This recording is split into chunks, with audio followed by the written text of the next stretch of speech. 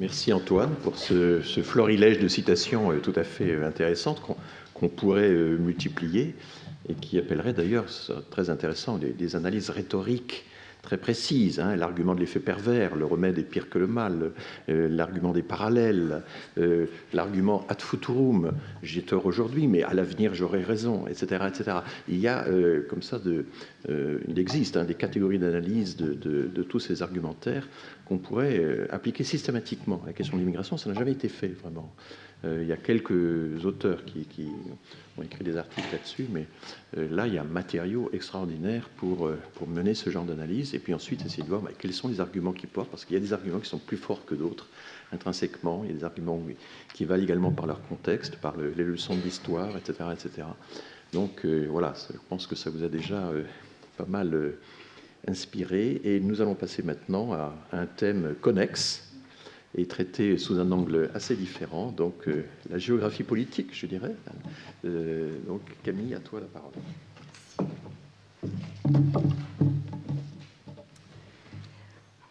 Merci beaucoup à François Héran et à l'Institut des Migrations pour cette invitation à intervenir aujourd'hui. Donc, moi, je vais intervenir effectivement du point de vue de la géographie et donc en essayant de questionner avec cette vision de géographe formé aux études migratoires, donc je ne vais pas parler que de géographe et de géographie, de questionner cette fausse évidence en fait que serait la frontière. Donc j'ai choisi de partir de cette citation de Georges Perec sur l'espace, qui justement met en évidence cette fausse certitude que serait l'espace, que seraient les notions spatiales. Et donc ici on parlera de cette notion particulière, chère à la géographie politique, qu'est la frontière. Si vous y pensez, il y a cette tendance, y compris dans le débat politique, à naturaliser la frontière. Si on pense à tous les débats qu'il y a eu autour, par exemple, de l'éventuelle entrée de la Turquie dans l'Union européenne, avec cette forme de naturalisation de la frontière en disant mais il est évident, la géographie nous le dit, donc les géographes ont été interpellés par exemple à ce moment-là, la Turquie n'est pas européenne. Donc, en fait, les géographes s'inscrivent en porte-à-faux contre cette naturalisation de la frontière, cette idée de la frontière linéaire. Et c'est pas du tout récent, c'est pas nouveau, c'est pas propre aux études migratoires. Alors, c'est sur cette tension que j'interviendrai aujourd'hui. En fait, cette tension entre cette frontière, cette idée de la frontière comme ligne, et une idée un petit peu plus complexe, un petit peu plus difficile à appréhender a priori, de la frontière comme autre chose qu'une ligne dans le sable, une ligne dans la mer. Et déjà, en partant de cette définition d'un géographe politique, Bernard Etel, de la frontière, on voit bien qu'il y a cette tension-là entre deux définitions possibles, dont d'une part la définition classique, celle qui reviendrait à dire que la frontière est une séparation entre deux territoires, qu'elle se matérialise par une discontinuité, un terme important en géographie, où deux systèmes politiques se font face, donc cette idée d'une ligne en fait qui représenterait la séparation entre deux systèmes politiques qui sont bien évidemment dans cette définition deux États et dont l'objectif est à la fois de protéger et de filtrer, de laisser passer, donc un lieu à la fois de blocage mais aussi d'échange, puisqu'on va tirer profit aussi de la présence de la frontière, donc des différentiels aussi générés par cette frontière pour échanger des choses de façon licite ou illicite, échanger des choses, des personnes, selon que ces échanges soient autorisés ou pas. Alors, ce qui est intéressant, c'est qu'à la fin de la définition de Bernard Etel, il nous dit, en fait, de nouvelles pistes s'ouvrent aujourd'hui aux chercheurs, et c'est de ça que je vous parlerai en particulier aujourd'hui, avec l'émergence de nouveaux pouvoirs. Donc, il y a cette idée qu'en fait, d'un côté, on aurait cette frontière linéaire qui serait la frontière des États, et de l'autre, l'émergence de nouveaux pouvoirs qui nous mèneraient à réfléchir à d'autres formes de frontières, au-delà de la représentation classique de la frontière, parce que vous savez que les géographes font des cartes et s'intéressent beaucoup à la question de la représentation. Et donc, au-delà de la représentation classique de la frontière, il faudrait s'intéresser à d'autres formes, d'autres façons, en fait, de représenter cette frontière. Et cette évidence-là, je vais essayer de la questionner un petit peu aujourd'hui, cette idée que d'un côté, il y aurait la frontière ligne qui serait celle des États et d'autres types de frontières qui ne seraient pas celles des États, mais d'autres formes de pouvoir. En réalité, c'est encore un petit peu plus compliqué que ça. Bon. Donc, on va rentrer ensemble dans l'épaisseur, dans la complexité de la frontière. Hein. Et donc, ma présentation, c'est aussi un peu une invitation. Hein. Je n'aurai pas véritablement de conclusion, mais c'est une invitation à faire preuve d'un petit peu d'imagination géographique hein, quand on réfléchit à cette question de la représentation et aussi de l'investigation de la frontière. Donc, je vous parlerai aussi de comment on travaille sur la frontière, comment on analyse, comment on étudie la frontière, et en particulier du point de vue ce sera, comme l'a dit François, le point de vue d'une géographe de terrain qui fait des terrains donc, ethnographiques. Voilà. Donc, on verra qu'au fil de ce voyage, on rencontrera de nombreux termes qui se réfèrent à la frontière.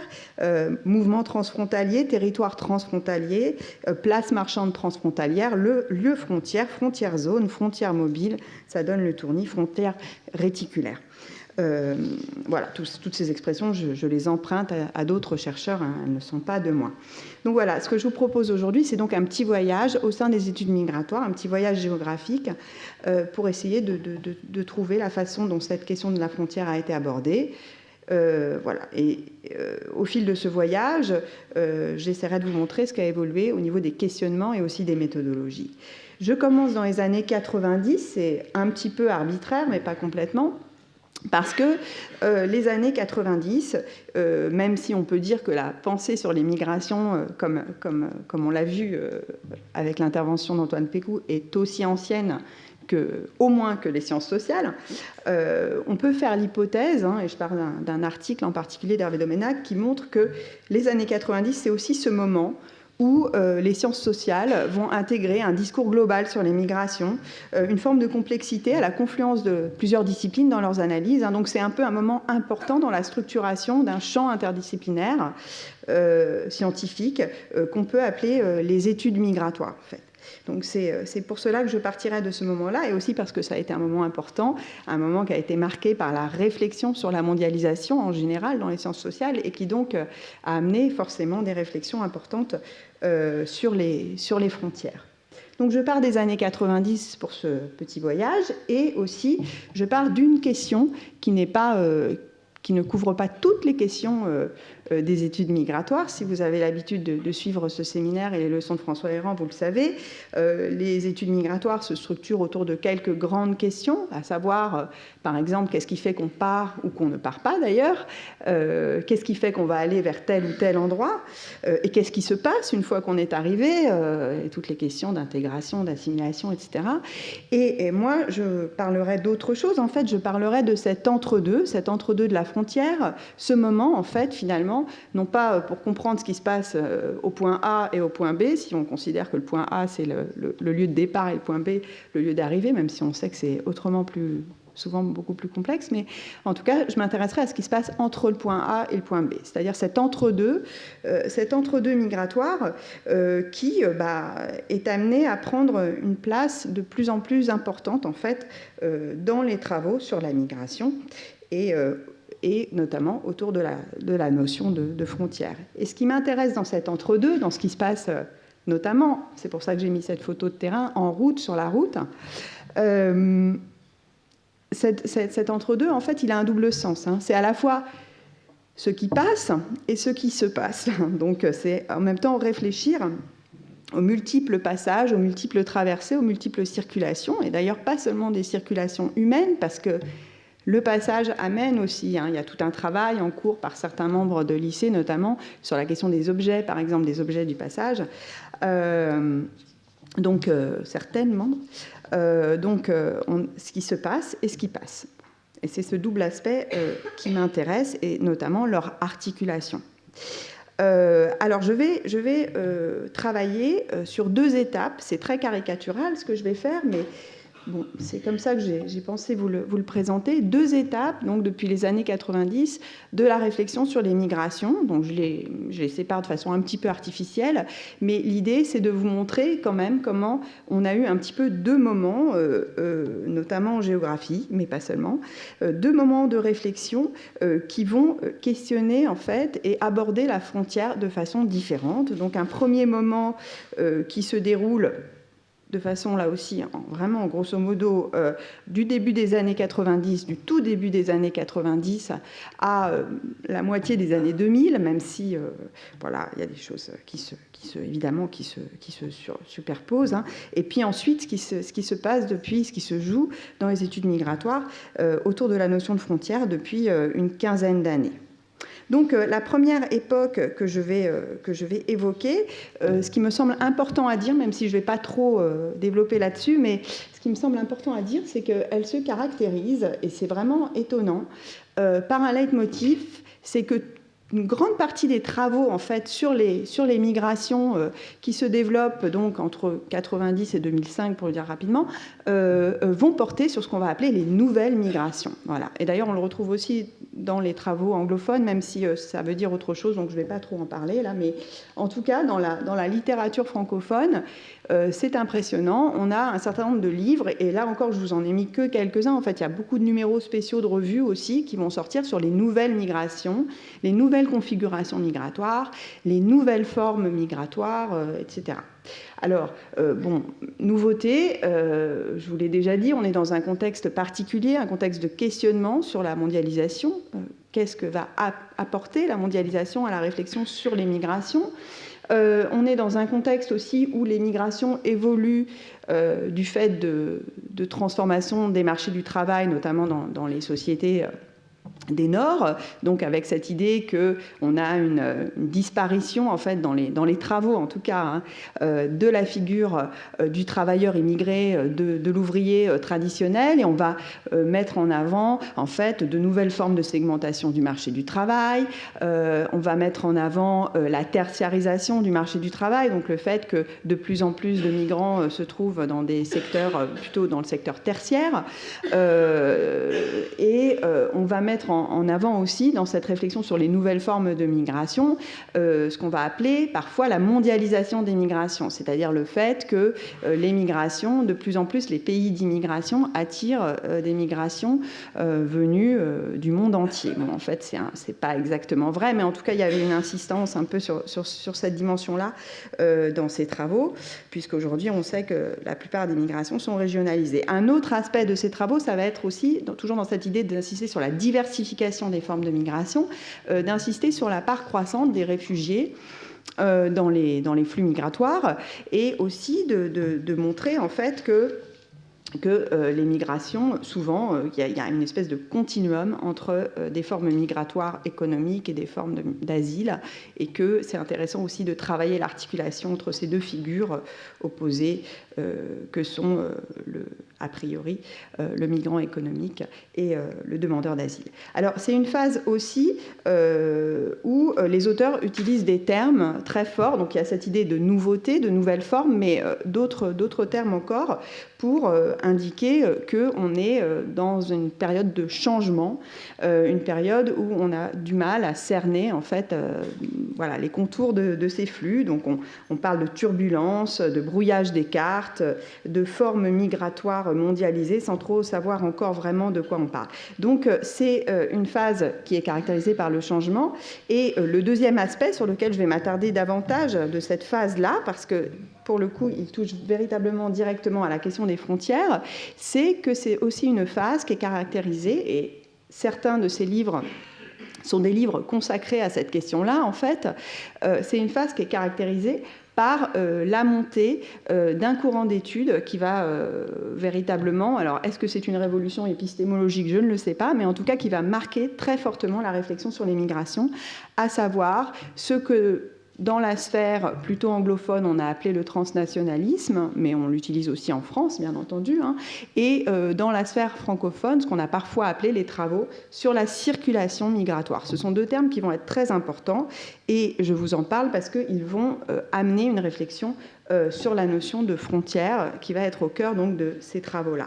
Donc très rapidement, les termes, le premier terme, le terme de transnationalisme, il n'est pas uniquement propre à la sphère des études migratoires, mais en tout cas dans les études migratoires, il apparaît au début des années 90 à l'initiative de 3 anthropologues avec un livre qui sort dans une maison d'édition pas forcément très importante, des anthropologues qui ne sont pas forcément non plus très établis, mais un livre qui va avoir un succès absolument phénoménal, qui va marquer au moins, disons, une décennie de recherche sur ces questions-là. Hein.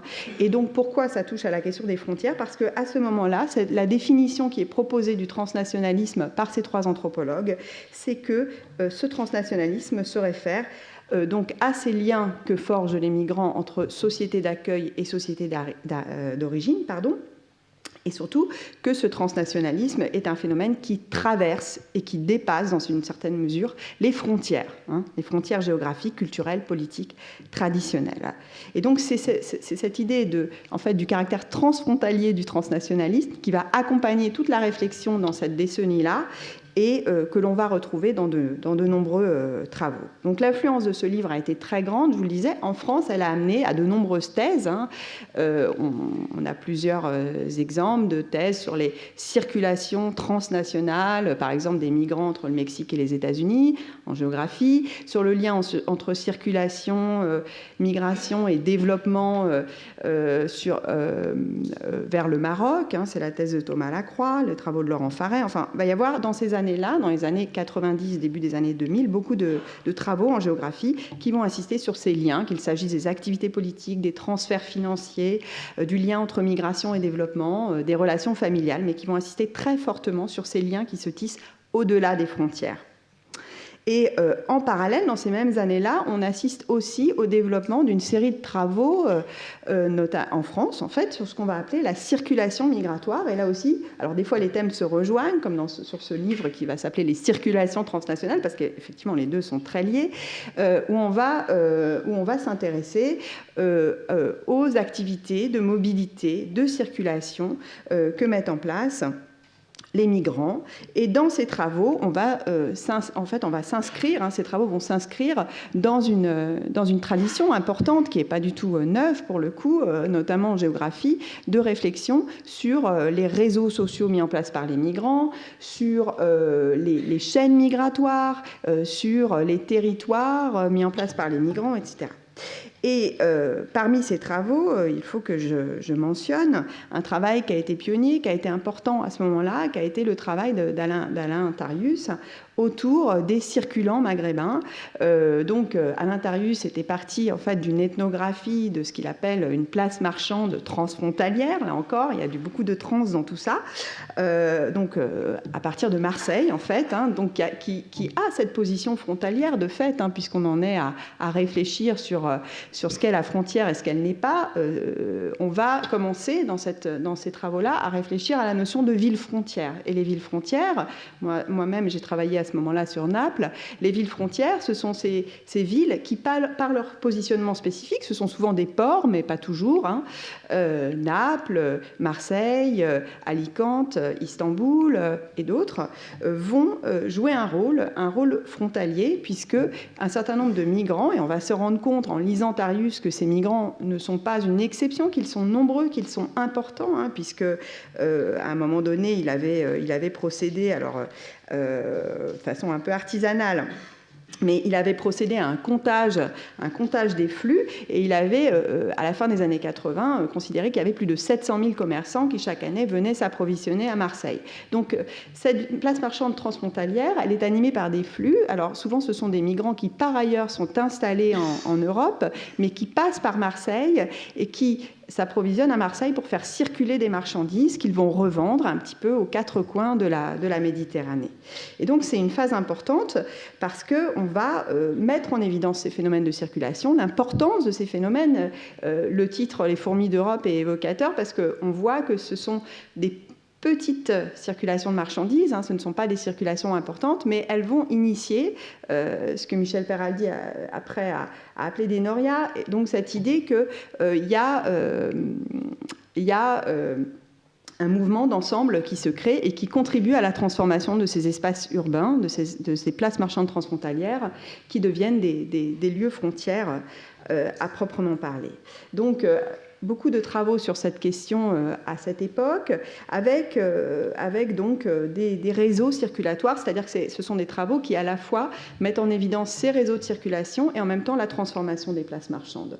Donc, par exemple, moi j'avais travaillé sur un réseau spécifique qui était un réseau de commerçantes tunisiennes qui provenaient de la ville de Sousse en Tunisie et qui faisaient du va-et-vient. Donc la petite image là à droite, c'est le type de produit qu'elles achetaient en Italie, mais en fait les mobilités de ces femmes étaient tout à fait importantes et je vais vous les montrer, c'est vertigineux si on pense à la situation en fait en Méditerranée aujourd'hui. On avait cartographié les mobilités de ces femmes commerçantes tunisiennes qui, moi je les avais rencontrées à Naples parce qu'à Naples elles achetaient du linge de maison, elles achetaient des vêtements, du cuir, etc. Mais en fait leur mobilité couvrait l'ensemble de la Méditerranée, contribuait à animer des places marchandes. À Paris c'était plutôt les robes de mariée à Barbès, à Marseille le linge de maison, mais elles allaient jusqu'à Alep. Si on pense la situation aujourd'hui à Alep, la Méditerranée a bien changé. Elles allaient même jusqu'en fait en Extrême-Orient, elles allaient en Chine et à Bangkok s'approvisionner. Donc ces phénomènes de circulation, ils ont amené, et c'est aussi pour cela qu'ils ont parfois été critiqués, un très grand enthousiasme de la part des chercheurs, parce qu'on assistait en fait à la façon dont les personnes étaient capables finalement de contourner, de subvertir les frontières nationales et de bénéficier de ces frontières d'une certaine manière par des activités qui parfois étaient licites, parfois étaient illicites. Il n'y avait pas vraiment... il y avait un petit peu les deux. Et donc, cette réflexion, évidemment, elle s'alimentait des débats plus généraux de l'époque sur l'anthropologie, autour de l'anthropologie de la mondialisation notamment, et autour de la façon dont on pouvait travailler sur ces phénomènes de circulation. Et donc, c'est une période où on a notamment été très influencé par les travaux des socio-anthropologues qui nous expliquaient notamment, et c'est notamment cet article de Georges Marcus, qui a été très important dans les années 90, qui nous disait il faut suivre et rester, enfin c'est très mal traduit, mais bon, dans le mouvement. C'est-à-dire qu'en fait, on se rendait compte que l'anthropologie de la mondialisation n'était pas seulement une anthropologie multisituée au sens où il fallait suivre ces migrants, par exemple, et ces migrantes dans plusieurs sites, mais aussi, en fait, être dans le mouvement, être dans cet espace de la circulation. Et donc, ça nous amenait à pratiquer, en fait, ce qu'on peut appeler une ethnographie mobile. Et donc, vous comprenez à quel point ça a pu enflammer, comme le dit Marc-Anthony Falzon, qui est un spécialiste d'ethnographie multisituée, ça a pu enflammer notre imagination géographique que de pouvoir pratiquer ces ethnographies. Voilà.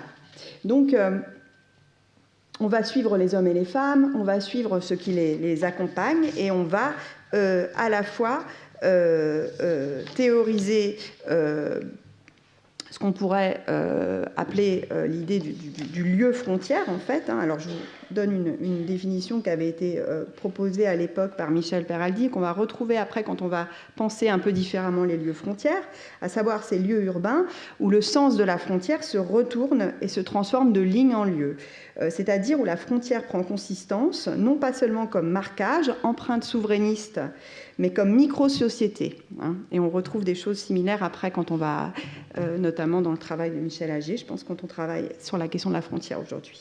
Donc la frontière comme micro-société capable de tirer socialement et économiquement profit de sa disposition frontalière. Donc ces lieux frontières, ces micro-sociétés cosmopolites d'une certaine manière, c'est une époque aussi où on parle beaucoup de cosmopolitisme par le bas, par exemple. Donc cette idée que le cosmopolitisme qu'a décrit Antoine ne serait pas propre uniquement aux élites, justement, aux élites de la mondialisation, qui auraient cette disposition à la circulation particulièrement importante, mais qu'aussi les petits acteurs de la mondialisation auraient aussi cette disposition au cosmopolitisme qui passerait aussi, c'est très important de le dire, par l'activité commerciale. Alors, la frontière dans ces travaux, c'est celle qu'on dépasse, celle qu'on outrepasse, celle qu'on traverse aisément, c'est celle qui permet de tirer profit des différentiels, je vous l'ai déjà dit. Au final, les migrants sont décrits comme des gens qui profitent et jouent des frontières. C'est très stimulant du point de vue méthodologique, ça a permis de dénoncer, de dépasser ce qu'on a appelé le nationalisme méthodologique, donc l'idée de limiter nos investigations à l'espace circonscrit de l'État-nation, aux données aussi que produisent l'État-nation. Ça permettait de produire autre chose, quelque chose d'un peu différent par rapport à des données nationales qu'on pouvait avoir. Mais évidemment, ce qui a été beaucoup critiqué dans ces travaux, c'est une forme peut-être de naïveté, une forme en tout cas d'enthousiasme pour ces nouvelles formes de migration. Et donc, voilà, quand on regarde ces travaux aujourd'hui, on se rend compte qu'il y a beaucoup d'expressions qui étaient très présentes. Autonomie, capacité, ressources, compétences, savoir-faire, savoir circuler. Donc, on était véritablement dans un paradigme, finalement, de l'agency, de la capacité migrante. Et qui épousait, si on regarde les critiques que fait Boltanski, par exemple, Boltanski et Capello, au nouvel esprit du capitalisme, qui était finalement un petit peu aussi dans cet esprit-là, quoi. Donc, évidemment, on peut faire un retour critique de ce point de vue-là sur ces travaux. Et puis, il y a donc ce que, de façon très caricaturale, j'appellerais le tournant, c'est-à-dire qu'à un moment donné, d'une part, le transnationalisme commence à perdre un peu de son importance dans les travaux. Alors là, j'ai mis simplement un nuage de mots qui se réfère aux principales revues anglophones sur les études migratoires, où on voit qu'en fait, ce qui est intéressant, c'est qu'en fait, le transnational reste, et parce qu'en fait, aujourd'hui, la notion de transnational est devenue quelque chose d'assez banal, finalement. Oui, il y a des mouvements transnationaux, il y a des circulations transnationaux au-delà des frontières, etc. Mais par contre, la notion de transnationalisme en tant que telle, qui était un petit peu poussée, qui était vraiment l'idée d'une théorie spécifique, a beaucoup perdu de son importance dans les travaux, dans les mots-clés, en tout cas, qu'on peut associer ce sont les mots-clés qui figurent dans les titres et les résumés des articles. Alors, un tournant, on pourrait utiliser plein d'indicateurs, en fait, pour parler de ce tournant. Alors, la notion de transnationalisme perd de sa vigueur et les travaux sur la frontière connaissent un développement très important. Ils étaient bien sûr existants avant. Il y avait notamment, pas seulement, mais notamment une réflexion très importante qui était menée dans le contexte de la frontière entre le Mexique et les États-Unis. Il y a eu, au début des années 2000 et même à la fin des années 90, des numéros très importants de revues comme Culture et Conflits, qui ont été dédiés à la question des frontières, un certain nombre de livres qui sortent.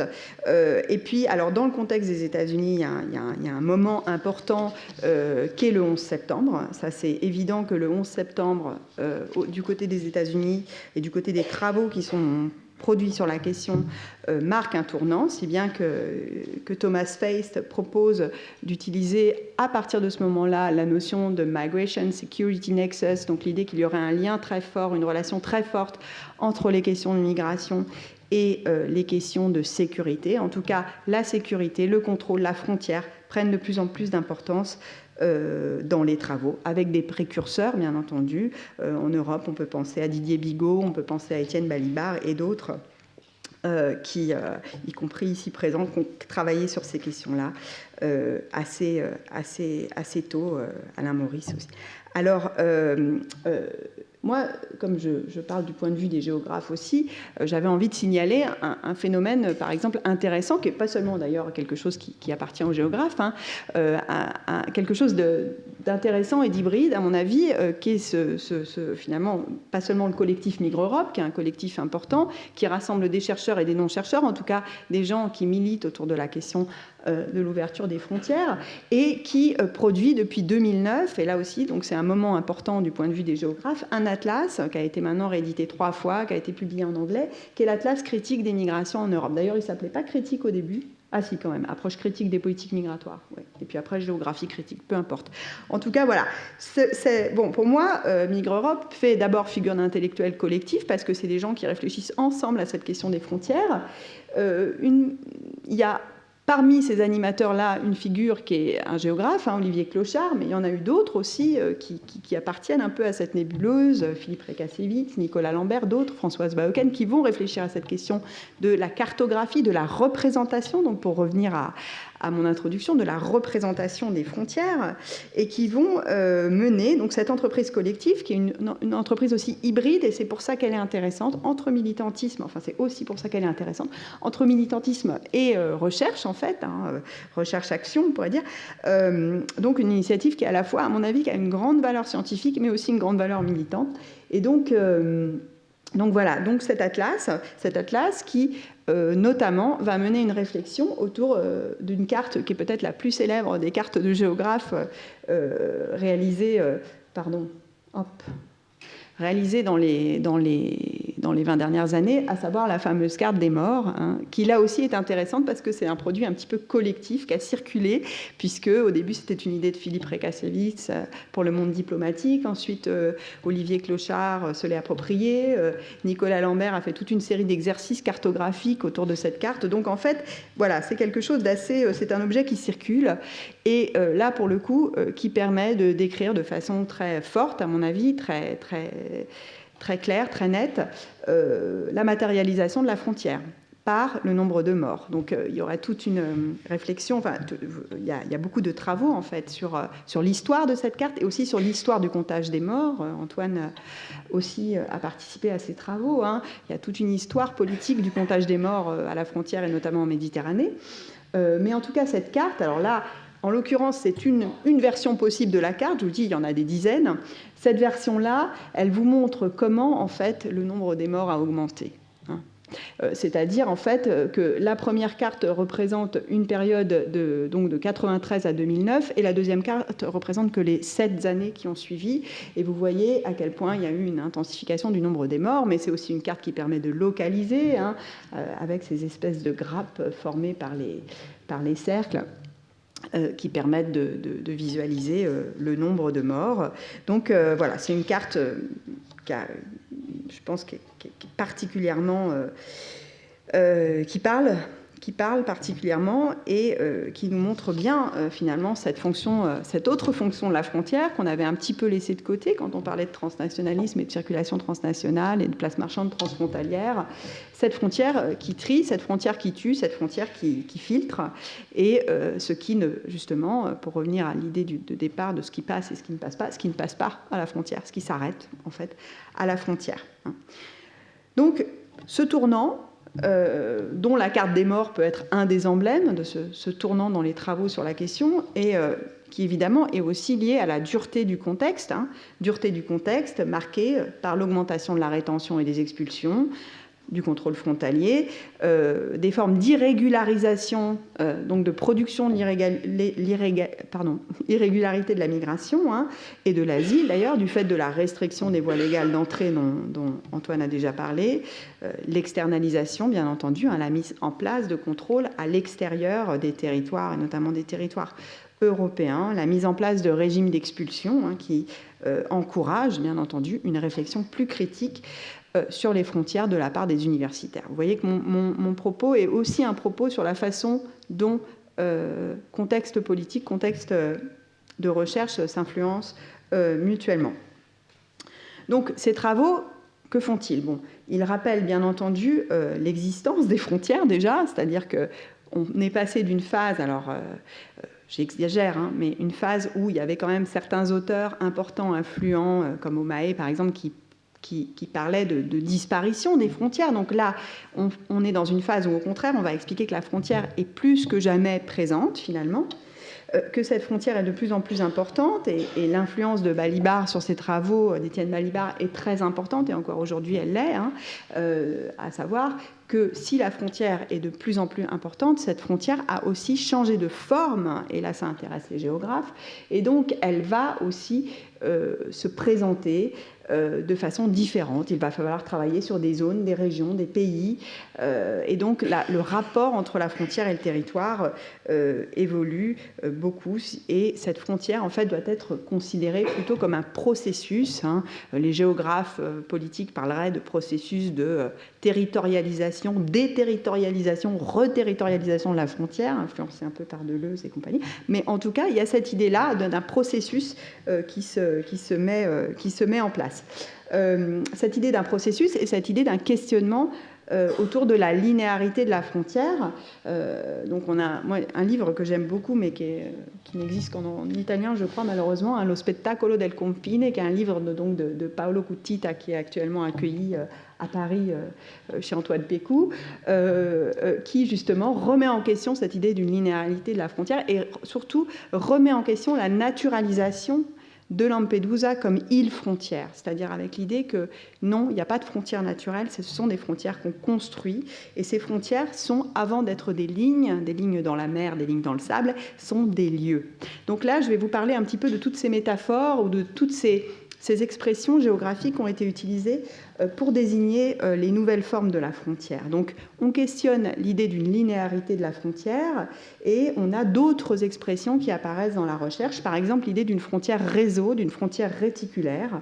Alors là aussi, je cite les travaux qui ont été menés par Migre Europe pour vous montrer, par exemple, comment la fameuse carte des camps, là aussi, qui est quelque chose d'assez collectif, puisqu'on a retrouvé ça aussi dans les travaux de Migre Europe, qui était aussi une carte interactive qu'on pouvait renseigner en ligne, mais aussi d'autres collectifs, et puis aussi dans les travaux de Michel Agier sur les camps.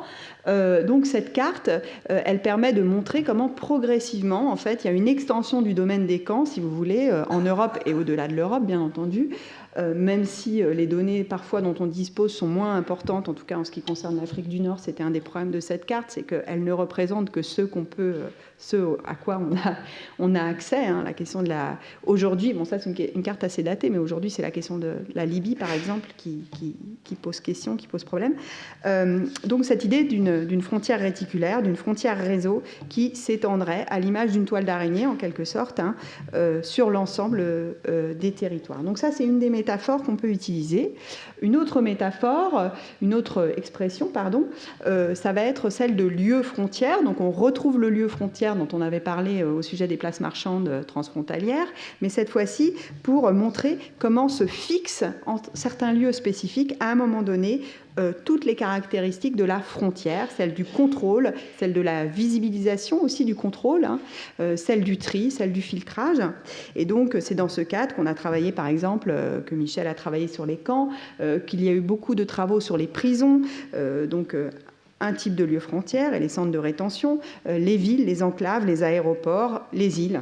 Moi-même, j'ai travaillé sur les îles pour montrer comment, à un moment donné, une île, alors là aussi, en écho au travail de Paolo Cuttita, une île devient un lieu où se concentrent un certain nombre de mécanismes frontaliers, et toujours avec cette idée de déconstruire les évidences, parce que l'île, à un moment donné, peut être un lieu frontière, et puis vous voyez qu'en plein cœur de la crise migratoire, si vous regardez les chiffres des arrivées à Lampedusa, vous voyez qu'en plein cœur de la crise migratoire, en fait, les personnes cessent, ou en tout cas les arrivées à Lampedusa diminuent. Pourquoi ? Parce qu'une fois que les personnes sont interceptées en mer, elles vont être acheminées vers d'autres lieux. Donc en fait, la fonction de lieu frontière de Lampedusa, et c'est quelque chose quand on observe ce qui s'est passé du point de vue de la géographie des flux pendant la crise migratoire, on oublie parfois. En fait, la fonction de lieu frontière de Lampedusa diminue pendant la crise migratoire.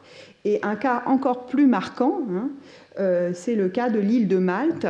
Alors là aussi, vous avez les demandes d'asile et les arrivées par bateau. Et donc, je vous invite à regarder plutôt les arrivées par bateau.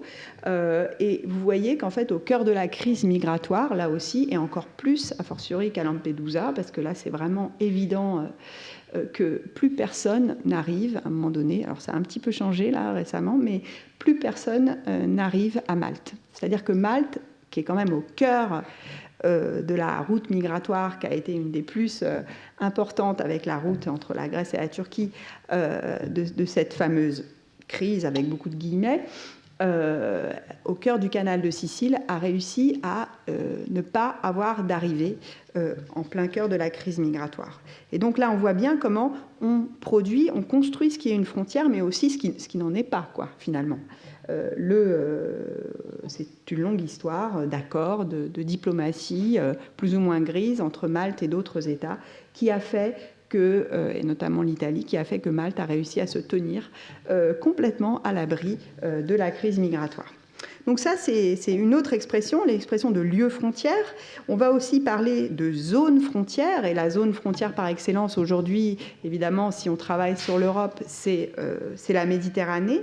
Donc cette idée que la Méditerranée est cette zone dans laquelle apparaissent différents acteurs qui se contestent la frontière, qui ont des visions de la frontière différentes, des militants, des ONG, des migrants, des États, etc., etc. Différents acteurs de ces États aussi. Voilà. Donc ça, c'est disons, la façon dont la notion de frontière nous amène un petit peu à travailler autour d'un nouvel imaginaire géographique. Il y a aussi cette idée de la frontière mouvante. Hein. Donc, moi, j'avais travaillé sur le corps des femmes comme frontière mouvante, en travaillant sur la question aussi des Dublinés, hein, à la fin des années 2000, de la façon dont les femmes, en fait, qui passaient par Malte étaient envoyées, se rendaient, parce qu'elles le souhaitaient, parce qu'elles avaient des amis, des connaissances, vers des pays du nord de l'Europe, et étaient renvoyées à Malte dans le cadre des accords de Dublin. Et donc cette idée qu'avec les dispositifs de suivi maintenant des migrantes et des migrants, on pouvait parler véritablement de frontières mobiles et du corps comme frontière. Bon, la frontière, je vous l'ai dit, c'est un lieu aussi de rapport de force, c'est un lieu de contestation, c'est un lieu où se confrontent différentes formes, différentes définitions de la frontière par rapport, ça peut faire un peu le lien par rapport à ce que nous a dit Antoine avant, et c'est aussi un lieu de négociation et parfois aussi un lieu où adviennent en fait à la fois la définition, en fait, l'articulation de différents régimes. Immobilité, mobilité, illégalité, légalité, légitimité, illégitimité. Donc ce qui en fait est dans le nous et ce qui est dans l'autre. Et c'est là qu'on négocie aussi ces frontières-là, et c'est là que s'articule aussi la frontière spatiale et la frontière sociale. Donc, pour faire la continuité avec ce que j'ai dit avant, ce qui me semble intéressant, c'est qu'on peut aussi, par rapport à cette première phase de recherche, voir qu'on continue en fait à travailler un peu de façon assez similaire. Parce qu'on pourrait se dire, devant cette ces nouvelles formes de frontières, comment les chercheurs, et notamment les chercheurs qui font de l'ethnographie, peuvent, donc de l'observation participante, peuvent se positionner, comment peuvent-ils travailler sur ces frontières qui ne cessent d'abord de se reterritorialiser, donc il y a un problème de localisation des terrains, ces frontières qui ne cessent de bouger, et ces personnes aux frontières qui sont dans une tension en fait entre immobilisation forcée et mise en mobilité, parfois mise en mobilité forcée sous l'effet des procédures d'expulsion, de retour, d'accompagnement, etc. Alors, il y a différentes stratégies qui peuvent être mises en place, mais effectivement, l'ethnographie mobile continue à être quelque chose d'important, c'est-à-dire qu'il faut que les chercheurs continuent à se déplacer, continuent à être justement dans la frontière et à évoluer avec ces formes de frontières. Une autre possibilité, c'est de chercher la trace des passages et des obstacles, et je vous renvoie à ce très très beau documentaire, ils en ont fait d'autres depuis, mais celui-là est justement sur cette question du traçage de la frontière, utiliser les traces de la frontière pour documenter ce qui se passe en Méditerranée. C'est ce documentaire qui s'appelle Liquid Traces de Charles Heller et Lorenzo Pezzeni. On peut recueillir les récits de trajectoire, c'est ce qu'on fait également, et ensuite observer à un moment donné comment les rapports se cristallisent en des zones ou des lieux frontières, hein, et c'est ce qu'on fait à partir d'un certain nombre de situations. Une des difficultés qu'on a, c'est, comme je vous le disais, cette reterritorialisation constante, cette labilité de la frontière des dispositifs. Là, je vous donne un exemple d'une photo prise à Malte à 2 moments de terrain différents. Dans le centre, donc un des centres entre guillemets, d'accueil des demandeurs d'asile à Malte, où on voit comment les dispositifs mis en place ne cessent d'évoluer, ne cessent de changer de forme. À un moment donné du terrain, il s'agissait d'hommes seuls qui étaient donc entassés, on peut le dire, dans des lits. À un autre moment, il y avait la Croix-Rouge, il y avait des cartes, il y avait des tentes, pardon, il y avait des familles. Donc, ces 2 photos montrent qu'un dispositif évolue très vite, il se reterritorialise, mais même les dispositifs qui restent au même endroit sont extrêmement labiles. Et donc, il y a aussi, évidemment, cette invitation à pratiquer une ethnographie qui soit sur le long terme aussi, parce que sinon, on ne peut pas véritablement comprendre. D'ailleurs, une ethnographie, c'est forcément sur le long terme. On ne peut pas comprendre ce qui se joue sur le long terme à la frontière. Voilà, je vais conclure. Donc, que dire ? Alors, en fait, la question qui était en filigrane dans mon intervention et qui m'intéresse, c'est de savoir est-ce qu'il y a finalement, à partir de la notion de frontière, est-ce qu'on peut observer un tournant critique ces dernières décennies dans les études sur les migrations, et il me semble que la notion de frontière en particulier se prête bien à la réflexion sur cette évolution critique qui caractérise les études migratoires, hein, et au-delà probablement les sciences sociales, mais en tout cas cette idée que comme vous l'aurez compris, je pense, la description de la frontière aujourd'hui peut difficilement s'émanciper d'une réflexion sur ce qui se fait, ce qui se passe à la frontière, et une réflexion critique sur ce qui se passe à la frontière. Voilà, il me semble qu'au terme de cette réflexion, on peut aussi parler de la façon dont finalement a été pensé le lien entre État et frontières linéaires, et la façon dont on pourrait réfléchir à ce lien-là, parce qu'en réalité, la frontière de l'État n'est plus non plus, ou pas seulement, une frontière linéaire, et donc aussi sur toutes les expressions qui ont pu être produites dans les sciences sociales pour réfléchir en termes d'imaginaire géographique à la façon dont on pourrait repenser, redécrire, transformer nos descriptions de la frontière, la façon dont il est important de continuer à circuler en faisant du terrain, et peut-être que aussi quelque chose qu'on devrait garder de ces études des années 90 qui donc ont été un petit peu décriées pour leur caractère un peu enthousiaste, et puis le fait d'inventer des choses qui existaient aussi déjà par le passé aussi, il y avait un peu cette critique-là aussi. Ce qu'on peut garder de ces études, certainement, c'est cet intérêt pour les subjectivités transnationales, en travaillant aussi les subjectivités qui se créent, qui se jouent aujourd'hui à la frontière. Voilà. Voilà, je vais m'arrêter là. Merci beaucoup.